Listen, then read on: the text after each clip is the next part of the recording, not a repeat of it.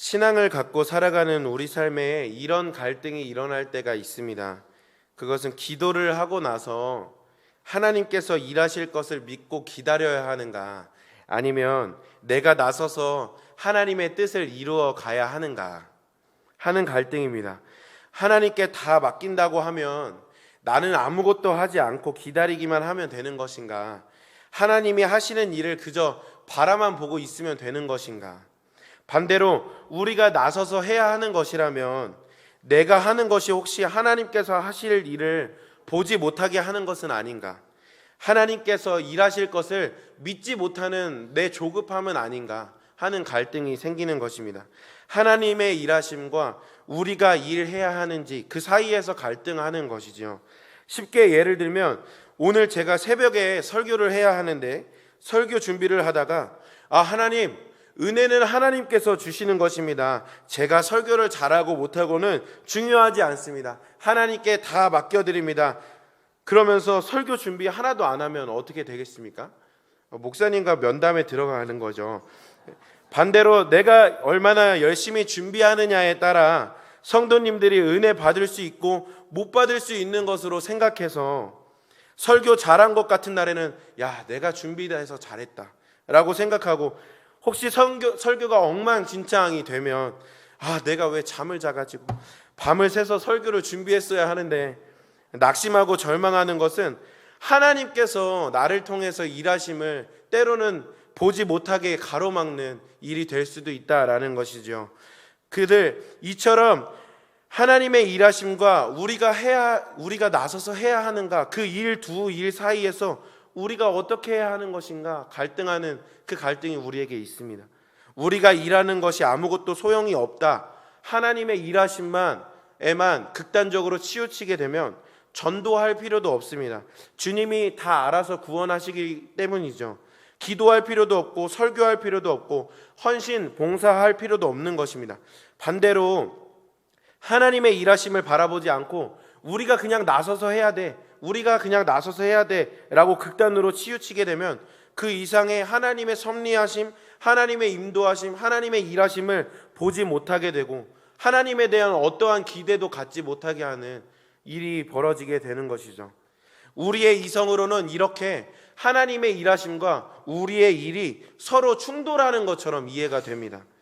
그러나 성경은 하나님의 일하심이 우리가 일하는 것과 충돌하지 않고 서로 조화를 이룬다라고 이야기하고 있습니다. 오늘 본문의 말씀 12절 말씀을 함께 보겠습니다. 그러므로 나의 사랑하는 자들아, 너희가 나 있을 때뿐 아니라 더욱 지금 나 없을 때에도 항상 복종하여 두렵고 떨림으로 너희 구원을 이루라 라고 이야기합니다. 바울이 빌립보 교회 성도들을 향하여 말씀합니다. 항상 두렵고 떨림으로 너희 구원을 이루라. 이 권면은 마치 구원이 우리의 복종에 달려 있는 것처럼 보여집니다. 우리가 하나님께 그 복종하는 그 행위를 통해서 구원이 이루어지는 것처럼 보여집니다.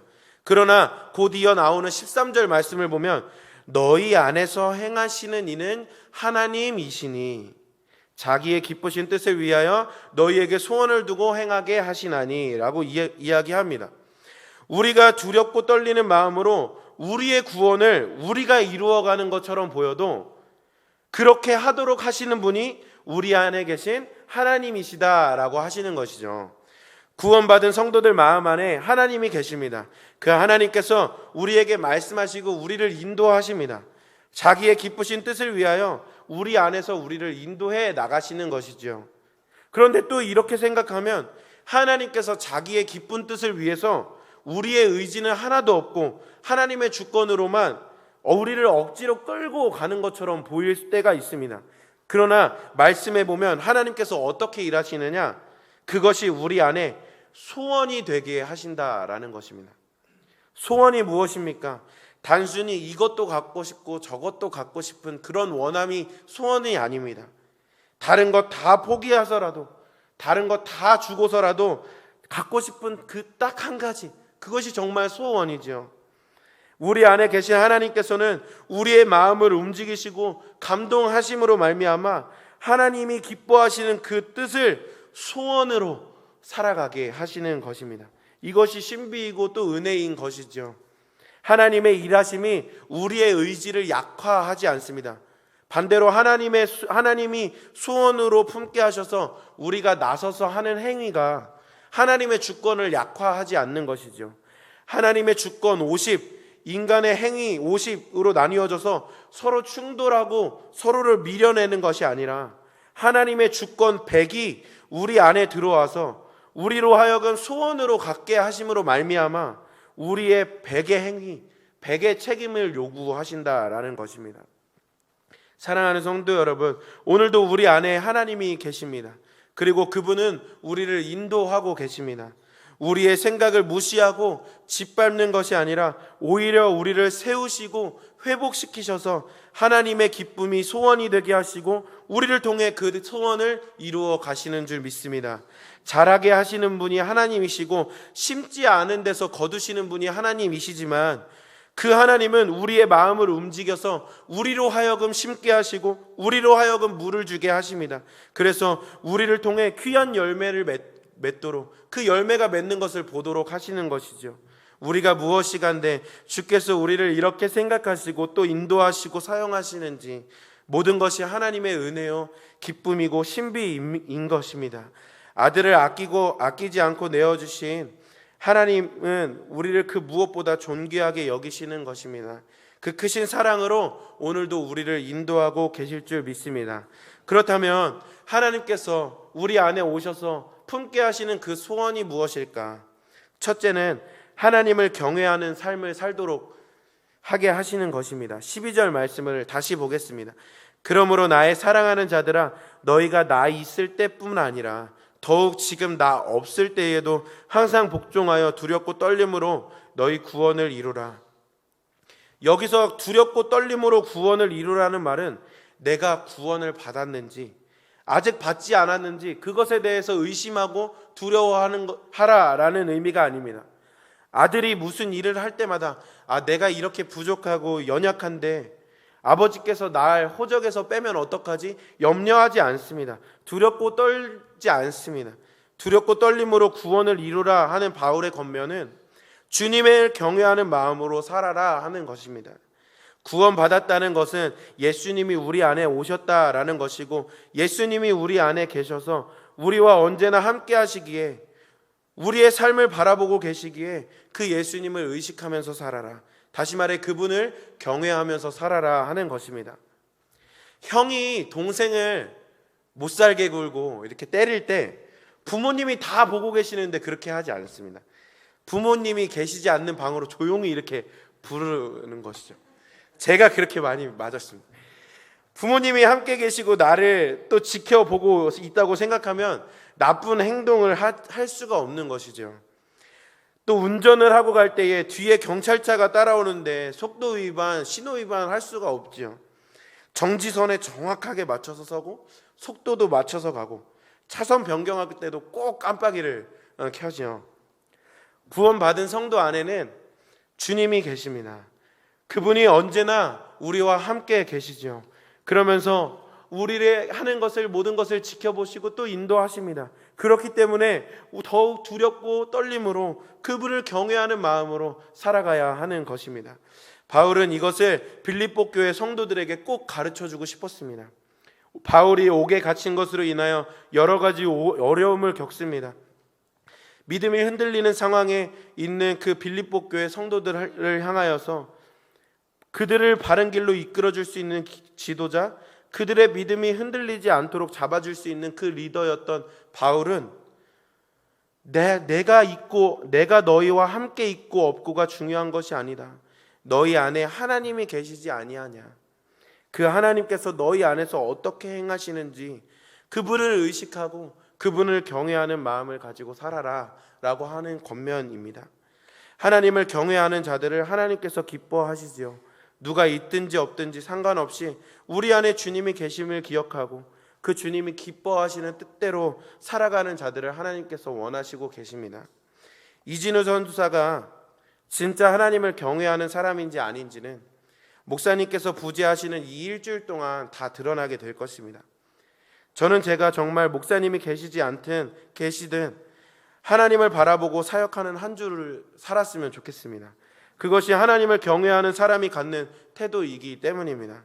하나님을 의식하고 사역을 감당하는 한 주가 되는 것, 하나님을 경외하는 한 주를 살아가는 것, 하나님께서 그것을 제 소원으로 품게 하시는 것을 보게 됩니다. 이 새벽에 나오신 우리 사랑하는 성도님들은 저와는 달리 정말 하나님 바라보고 하나님의 경외하는 마음으로 이 자리에 나오신 것을 다 알고 있습니다. 하나님을 더 사랑하고 싶고 하나님과 더 교제하고 싶고 하나님과 함께 하루를 시작하고 마무리하고 싶은 그 동행의 삶을 살아가길 소원하는 마음으로 이 자리 가운데 나온 줄 믿습니다. 그렇다면 누가 있든지 없든지 상관없이 사람이 많게 왔건 적게 왔건 상관하지 아니하고 하나님을 바라보고 기도하는 이 새벽이 되었으면 좋겠습니다. 하나님을 의식하고 하나님을 경외하는 오늘 하루, 하나님께서 경외하는 삶을 살아갈 수 있도록 우리에게 소원을 주시는 그 하루를 살아갔으면 좋겠습니다. 두 번째로, 원망과 시비가 없는 삶을 살아가는 것이 우리의 소원이 되는 것입니다. 14절 말씀을 보면 모든 일을 원망과 시비가 없이 하라라고 이야기합니다. 하나님께서 모든 필요를 채워주셨음에도 불구하고 이스라엘 백성들은 광야에서 늘 원망하면서 살았죠. 모세를 향하여 늘 시비하였습니다. 그러나 하나님께서는 그 원망을 하나님께 대한 원망으로 받으셨고 결국 이스라엘 백성 모두 가나안에 들어가지 못하고 광야에서 다 죽게 되었습니다. 하나님께서는 왜 그들이 모세를 향하여 원망하고 시비한 것을 하나님께 대한 것으로 받으셨을까? 그것은 그들과 함께 하시며 그들을 인도하셨던 분이 하나님이셨기 때문입니다.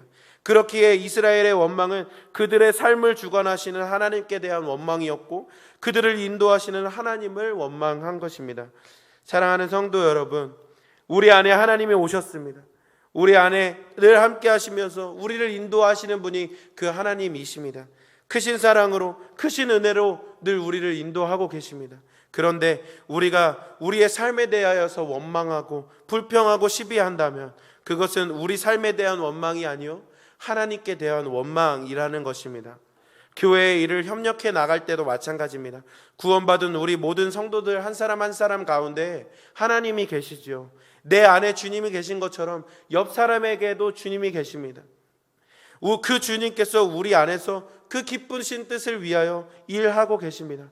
그런데 그 마음에 주님을 모시고 살아가는 사람들이 서로를 원망하고 서로에 대하여 시비한다면 누구에게 대하여 시비하고 원망하는 것이 되겠습니까? 하나님을 원망하고 하나님께 시비하는 것이지요. 그러나 도저히 납득이 되지 않는 일이 교회에서 결정이 된다 할지라도 원망하고 시비할 것 하나도 없습니다. 결국 우리 교회의 주인은 주님이시고 그 주님께서 기쁘신 뜻대로 우리 교회를 인도해 나갈 것이기 때문입니다. 어떤 일에도 불평하거나 원망하거나 시비할 것이 없다라는 것입니다. 그 기쁘신 뜻대로 이루어 가실 그 주님을 바라봄으로 오직 기뻐하고 감사할 수밖에 없는 것입니다. 원망이 아닌 기쁨과 감사가 가득한 우리의 삶, 우리 교회가 되길 소원합니다. 마지막으로 짧지만 함께 살펴볼 것이, 하나님께서는 어떤 것을 소원으로 품게 하시느냐? 다른 일을 위하여 나를 드리는 것을 소원으로 품게 하십니다. 17절 18절 말씀에 만일 너희 믿음의 재물과 섬김 위에 내가 나를 전제로 드릴지라도 나는 기뻐하고 너희 무리와 함께 기뻐하리니 이와 같이 너희도 기뻐하고 나와 함께 기뻐하라. 전제가 무엇이냐면 하나님께 올려드리는 그 재물 위에 포도주를 붓는 행위입니다. 이 전제의 특징은 그 자체로서 독단적으로 주님께 드려질 수는 없고 다른 제사를 드릴 때 그 제물 위에 함께 드리는 것이 바로 전제입니다. 그러니까 전제는 하나님의 일의 주체도 아니고 그저 제물을 위한 하나의 작은 도구일 뿐이죠. 바울은 빌립보 교회 성도들 한 사람 한 사람이 믿음의 제물로 세워져 갈 때, 하나님께 드려짐이 되어질 때 그 제물 위에 부어 사라지는 전제로 자신을 다 내어주겠다라고 이야기하고 있습니다. 하나님 앞에 향기로운 제물 되도록 나를 다 내어주겠다, 그것으로 내가 기뻐하겠다, 이것이 바울의 소원이 된 것입니다. 제가 우리 교회에서 사역을 시작하면서 가장 어려워했던 것이 모든 행사를 기획할 때마다 목사님께서 팀을 이루어서 행사를 준비하라라고 이렇게 권면하시는 것이 참 힘들었습니다. 다른 사람에게 일 부탁하는 것을 어려워하는 제 성격 때문에 성도님들 한 사람 한 사람을 섭외해야 되고 할 일들을 맡겨드리는 것이 제게는 참 어려운 일이었습니다. 함께 한다고 해서 일이 줄어드는 것도 아니었습니다. 어떻게 준비해야 될지 처음부터 끝까지 다 계획을 세워야 되고 그 일을 다 분배해야 되고 계속해서 전화해서 점검해야 되고 문자해야 되고 일이 결코 줄어들지 않죠. 혹시 사역을 하다가 성도님들 마음 안에 어려움은 없는지, 혹 상처받는 일이라도 생기게 되면 그 영혼 돌봐야 하는 일까지도 다 감당해야 했습니다. 또한 제 안에 어떤 생각이 있었냐면 그냥 나 혼자 준비하면 더 완성도 있게 준비할 수 있을 것 같다라는 교만함도 제 안에 있었던 것 같습니다. 그러나 사역을 해나갈수록 이렇게 계속 함께 사역해 나가는 것이 하나님께서 기뻐하시는 일이겠구나라는 생각이 듭니다. 하나님께서 이 일을 얼마나 완성도 있게 진행되었는지 살펴보시기보다 이 일이 얼마나 하나님의 뜻 안에서 진행되었는가를 살펴보시기 때문입니다. 중요하게 보시는 것은 우리 안에 얼마나 사랑이 있는지, 그것이 얼마나 하나님의 도우심을 구하며 준비하고 있는지를 하나님께서는 기뻐하시는 줄 믿습니다. 그래서 제 안에 내가 이렇게 할 수 있는 능력이 없고 내 성격이 이렇게 되지 않는다고 해서 포기할 것이 아니구나, 하나님께 구해야 하는 것이겠구나, 하나님의 도우심을 구하고 하나님께서 그 영혼들을 만져주시기를 구하면서 하나님의 도우심을 구해야겠구나 라는 생각이 들었습니다. 그렇게 함께 사역을 해나가면서 제 안에 기쁨이 되는 것이 성도님들의 믿음이 다시금 세워져 나가는 것이 보여지기라도 하면 그렇게 기쁠 수가 없더라는 것입니다. 그래서 제 소원이 이제는 앞으로는 다 모든 일을 이렇게 해나갔으면 좋겠다라는 소원이 들게 됩니다. 사랑하는 성도 여러분, 교회 안에서 중직으로서 속회나 양육, 다른 성도들의 믿음을 세워나가는 것이 때로는 쉽지 않는 일 같죠. 그러나 13절 말씀 하반절 말씀에 보면 너희에게 소원을 두고 행하게 하시나니 라고 말씀하셨습니다. 하나님께서 우리 안에 기쁘신 뜻을 위한 소원만 주신다고 이야기하지 않았습니다. 소원을 우리에게 주시고 그것을 행하게 하신다고 말씀하십니다. 이 모든 것을 감당하실 수 있는 지혜와 힘을 주시겠다라고 주님께서 약속하신 것입니다. 다른 이들을 섬기며 살아가야 하는 삶이 너무 힘들고 또 어렵게 느껴질 때마다 주님께 지혜와 힘 주시기를 기도할 수 있는 믿음이 되기를 간절히 소망합니다. 그럴 때 우리 안에서 능히 이 일을 행하도록 이끄실 그 주님을 발견하게 되고 그 주님께 모든 것을 다 의탁드리는 그런 기쁨과 감사만 남는 삶이 될 줄 믿습니다. 우리의 삶이 다른 이들을 세워가는 데에 쓰임 받는다면 그 삶이 얼마나 영광스러운 삶이겠습니까? 오늘도 주님 우리 안에 계십니다. 그 주님께서 우리를 존귀하게 여기시고 우리를 통해 그 주님의 일을 이루어 가십니다. 주님의 기쁘신 뜻이 우리의 소원이 되게 하시고 그 소원을 행하도록 행하십니다. 그 주님을 바라보는 하루가 되었으면 좋겠습니다. 그 주님의 소원을 행하며 살아가는 우리 모두가 되었으면 좋겠습니다. 하나님의 주권이 우리 안에 들어와서 마음껏 일하시도록 우리의 모든 것을 내어드리고 그 소원을 행하게 하시는 주님을 바라봄으로 말미암아 우리를 통해서 놀랍게 열매를 맺어가시는 그 주님의 역사하심을 간증하고 또 경험하는 오늘 하루가 되었으면 좋겠습니다. 함께 기도하시겠습니다.